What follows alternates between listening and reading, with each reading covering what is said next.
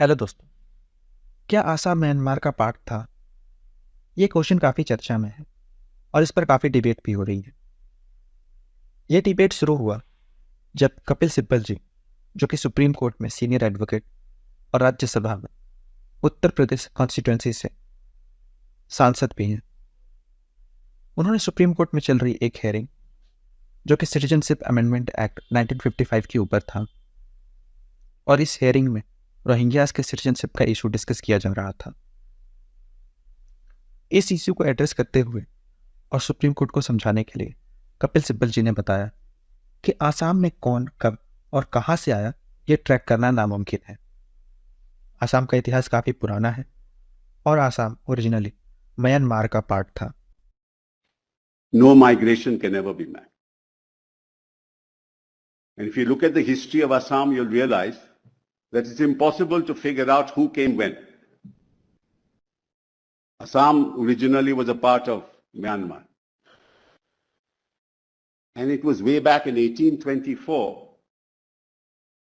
after the British Mullahs conquered a part of it, that a treaty was entered into by which Assam was handed over to the British. And I'm talking about 1826, 1824, 1826. Kapil Sibal जी की इस statement पे काफी प्रतिक्रियाएं आई हैं, और जो सबसे बड़ी प्रतिक्रिया है वो आसाम के मुख्यमंत्री हेमंत बिस्वा शर्मा जी की तरफ से आई है।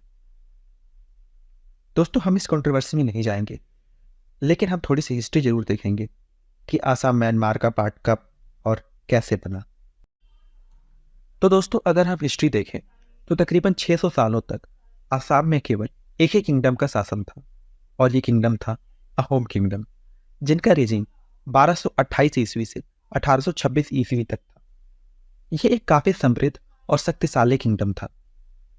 इनके शासनकाल में आसाम को पूर्ण स्वतंत्रता प्राप्त थी, और ये कभी भी किसी राजा या राज्य के अधीन नहीं रहा, खास करके मुगलों के अंडर। हालांकि मुगलों और अहोम किंगडम के बीच काफी युद्ध हुए, और ये आपके सामने लिस्ट है। अगर आप देखें तो कुल 32 युद्ध हुए हैं, और इनमें से ज्यादातर युद्ध अहोम किंगडम ने जीत लिया और मुगलों को बुरी तरीके से हराया। मुगल कभी भी आसाम को जीत नहीं पाए। ना सिर्फ मुगल, बर्मीज किंगडम ने भी 2 दफा कोशिश करी आसाम को एनेक्स करने की, पर वो असफल रहे। समय के साथ अहोम किंगडम कमजोर होता गया, और समय का लाभ उठाकर बर्मीज किंगडम ने आसाम पर तीसरी दफा आक्रमण कर दिया, और सन 1821 में आसाम बर्मा के कंट्रोल में आ गया। लेकिन ये ज्यादा दिनों तक नहीं चला। सन 1824 में फर्स्ट एंग्लो बर्मिस वॉर हुई। यह वॉर 1 साल 11 महीने 19 दिन तक चला, और इस वॉर में ब्रिटिश ईस्ट इंडिया कंपनी की जीत हुई।